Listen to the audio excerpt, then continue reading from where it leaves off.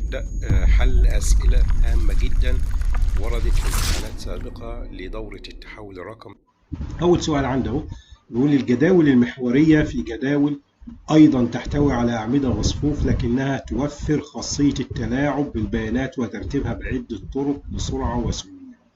أول ما تلاقي العبارة بيقول لي جداول محورية بتوفر لي، طبعا جداول هتحتوي على صفوف أعمدة، بتوفر لي خاصية التلاعب أو التحكم بالبيانات وترتيبها، يبقى تحط ترو على طول لأنها بتعمل كده.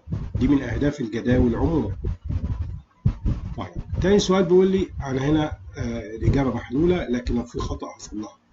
تاني سؤال بيقول لي يمكن محاذاة النص في أي خلية من خلايا ورقة العمل أفقيا فقط. غلط، لأن أقدر النص أحاذيه أفقيا ورأسيا، يبقى عشان كده الإجابة فولس. بصحح كمان لو هي الإجابة خطأ بقول خطأ ليه. العدد المدى قصدي من B1 إلى D3 يتكون من 9 خلايا. ليه بقى المدى من B1 ل D3 بيتكون من 9 خلايا؟ لأن عندك B1 بعد كده عندك B2 بعد كده عندك B3، ادي 3 اهو انا بعدهم كده B1 B2 B3. طالما لقيت لحد D3 يبقى انت الدليل بتاعك اللي تحت ده لحد 3، يعني B1 B2 B3. طب انت الحروف الابجديه في الاكسل شيت A B C D بالترتيب، B يجي بعدها C، احنا قلنا B1 B2 B3 يبقى C1 C2 C3 كده 6. بعد كده D1 D2 D3 يبقوا 9. مش محتاجه حتى تفتح فايل الاكسل، لكن لو حبيت تفتح فايل الاكسل مفيش مشكله، ممكن اوريها لك عمليا اهي. ممكن اوريها لك عمليا برضو لو واحد حابب برضو يشوفها عمليا اهي. لو فتحنا فايل اكسل لو قلنا من بي كام لبي كام، ادي فايل اكسل لو على السريع برضو لو واحد اتلخبط ممكن يفتح فايل اكسل ويشوف. احنا قلنا من بي 3 ادي بي كده 1 ادي 2 ادي بي 3، من بي 3 لكام لدي 3 ادي دي اهي 3. قلنا من بي 1 ولا ايه؟ من بي 1 لدي 3 ادي بي 1 يبقى انا اطلع فوق بقى بي 1 اهي ادي بي 1 لحد دي 3 دي 3 دي 3 هو ده. حتى لو انا ظللتها لك بلون كده ادي بي 1 اهي قصاد الواحد، بعد كده عندي سي 1 دي 1، عندي بي 2 وسي 2 ودي 2، عندي سي 3 بي 3 وسي 3 ودي. من بي 1 الخانه دي باينه قوي كده لحد الخليه دي، من الخلية دي للخلية دي، من بي 1 لدي 3 عدهم هيطلعوا ادي 3 صفوف في 3 أعمدة، يبقى 3 في 3. صورنا على السؤال. نشوف السؤال اللي بعده. السؤال الرابع، تعتبر الدالة لين من الدوال الرياضية صح ولا لين؟ الدالة لين بتعمل ايه؟ بتجيب لي طول السلسلة النصية او طول السلسلة النصية، اي نص انت كاتبه تجيب لي طوله كام حرف يعني. هي من الدوال النصية وليست الرياضية. السؤال الخامس بيقول لي لإخفاء ورقة عمل نقوم بالنقر فوق ورقة العمل المراد إخفائها صح، ثم نختار ما هنختار إيه بقى؟ أختار لازم قائمة تنسيق عشان أنا هخفي ورقة العمل، يبقى لازم هنسق قائمة تنسيق ثم هخفي ورقة، يبقى ورقة ثم إخفاء، قائمة تنسيق ثم ورقة ثم إخفاء. السؤال السادس، المعامل المنطقي الذي يتم إرجاع ترو إذا كانت كافة وسائطها ترو. لازم نعرف إمتى يرجع ترو، يعني صح لو كل الجمل اللي عندي صح، لو واحدة غلط ما ينفعش. الآند يبقى كل الجمل صح، كأني بربط بين جمل كلها صحيحة. أقول أنا النهاردة هعمل كذا وكذا وكذا، لازم كذا الأولى وكذا الثانية وكذا الثالثة يكونوا صح عشان العبارة تبقى صح. إيه اللي بيربط ما بينهم؟ آند. طب بالمناسبة بقى العبارة اللي المعامل اللي بيربط لي المعامل المنطقي اللي بيربط بين وسائط وأحدهما صحيحة، يعني أقول النهاردة أنا هذاكر أو هلعب، لو هذاكر دي صح أو هلعب واحدة صح برضو منهم من الاثنين، هذاكر أو هلعب، يبقى العبارة صحيحة. يبقى أو دي بقى أور، يبقى الاثنين عشان يبقوا صحاح اللي هيربط ما بينهم اند، لو واحده بس صحيحه يبقى اور. هنا مفيش اور طبعا، هنا اند لان بيقول لي كلهم كافه وسائطها صحيحه ترو. لاضافه الوقت الحالي، عشان اضيف الوقت الحالي لورقه عمل لازم استخدم ايه؟ تايم. في برنامج اكسل هنستخدم الداله تايم، هضيف الوقت الحالي نستخدم تايم. طب الخطأ اللي بيدل على استخدام قيمة غير صحيحة كجمع كلمة مع رقم، لما اجي اجمع كلمة مع رقم في الاكسل طبعا مش هينفع، هتديني ايرور، الايرور ده هيبقى شكله عامل زي هاش وبعد كده فاليو، هاش فاليو اخر واحدة. هاش نيم ده خطأ في كتابة الدالة اللي انا هستخدمها، لما اكتب دالة زي مثلا صام اكتبها دي يو ام مثلا غلط يروح مديني ايه؟ هاش نيم مثلا. هاش ريفرنس المكان المرجع او المكان بتاعت الخلية مش مظبوط.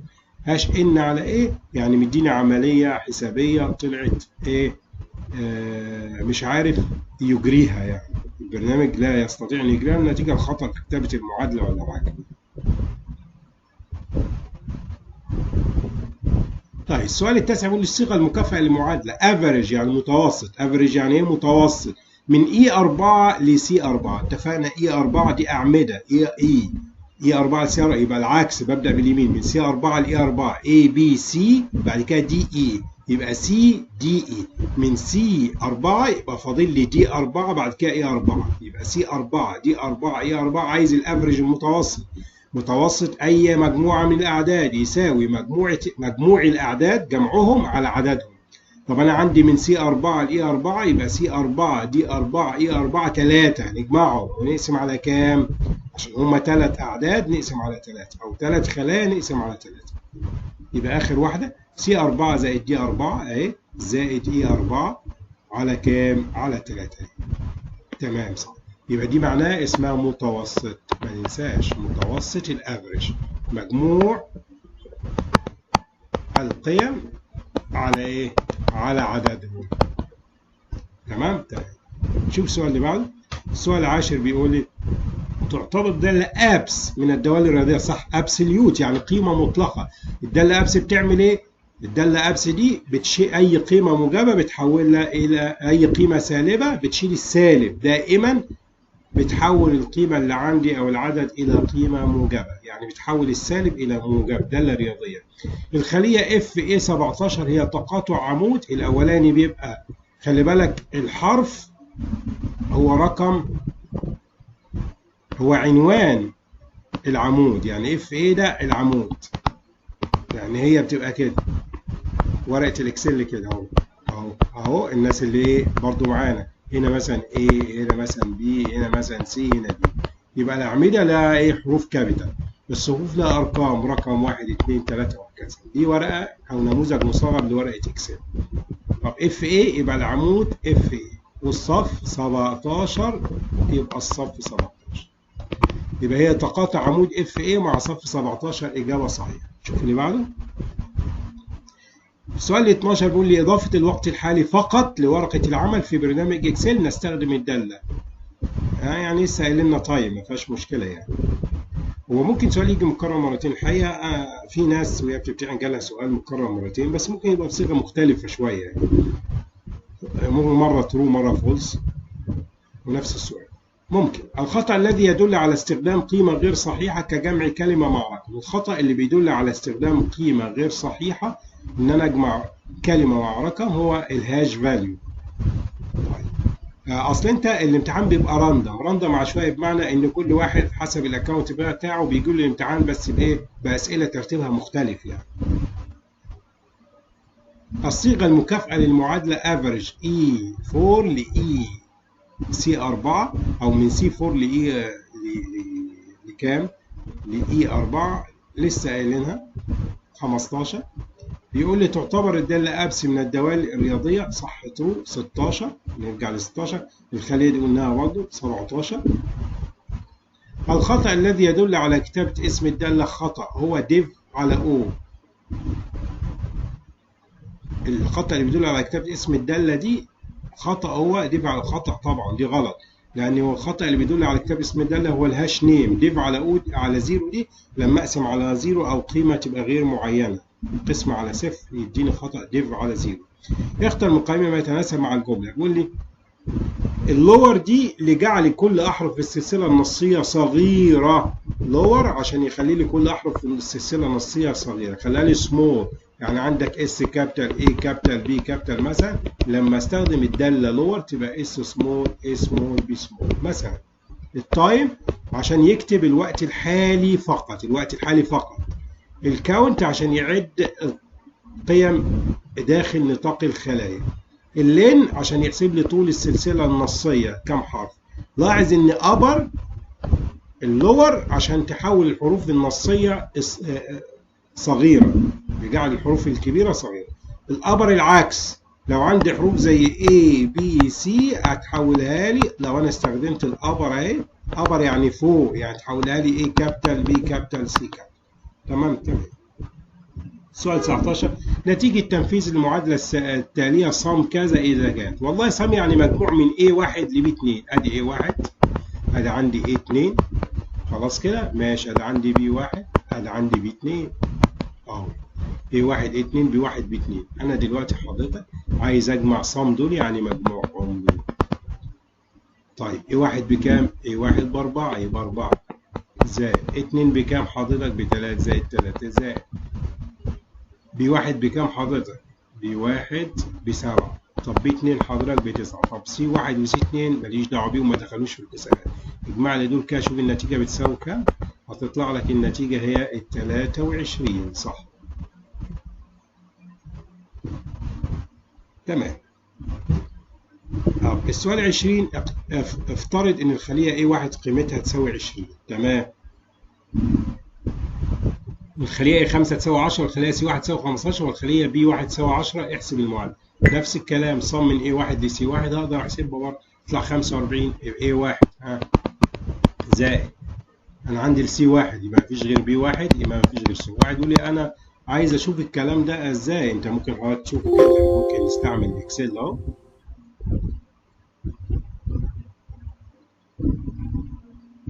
ممكن نستعمل اكسل، برنامج الاكسل اهو اللي احنا كنا فاتحينه، ونطلع الخلايا. انت عند حضرتك الخلايا ايه اللي انت عايزها؟ الخلايا اللي انا عايزها اهي، نكبر دي بس شويه، او نجيب دي هنا كده شويه.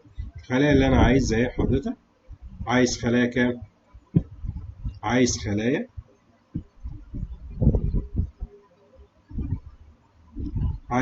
كام؟ عايز A1 20. ادي اجي على A1 هنا واروح حاطط 20. وعايز بعد كده كمان حضرتك A5 10. A5 A1 2 A5 احط 10. وعايز حضرتك عايز الخلية A5 10 و C1 15 و C1 15. ادي C1 اهي 15. وعايز تاني، وعايز حضرتك الخلية B1 ب10. صح كده؟ B1 ب10. طيب انت دلوقتي عايز ده. طيب عايز يجمع ايه بقى؟ هروح في مكان جديد، خلية جديدة، وابدا دايما يساوي، واكتب الفانكشن اللي عندي، الدالة اللي عندي صم. يبقى صم اهي. اول ما تكتب اول حرف هتلاقيه على طول، هو بس عشان عربي قديم انجليزي، هتلاقي هو كتب لك الدالة على طول اهي. تختار ما بينهم SU مثلا، هتلاقي صم اهي. صم. اخترنا صم. احنا عايزين ايه بقى؟ عايزين صم مجموع من A1 ل C1. ادي A1 اهي، تروح واخدها اهي كتبتها الى C1. لا امسح دي حضرتك، الى C1. خلاص اكتب C1، اقفل من A1 ل C1. طيب اطلع بالماوس عند اي خلية تانية، هتلاقي ايه 45. سيبك من 4.5 دي عشان هنا مضروب في 10، يعني C1 دي اصلا 15 اهي 15. بس هنا الدالة دي مضروبة في 10، يعني احنا لو ضربنا كل واحد في 10 هتلاقي مظبوطة اهي. يعني ايه هنا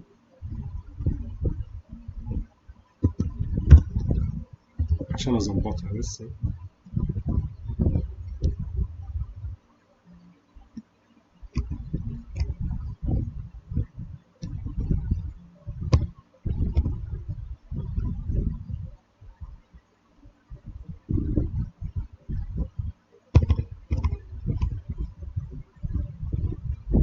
بص، يعني لو عايز تظبطها، لكن هي 45 صح، هتطلع 45.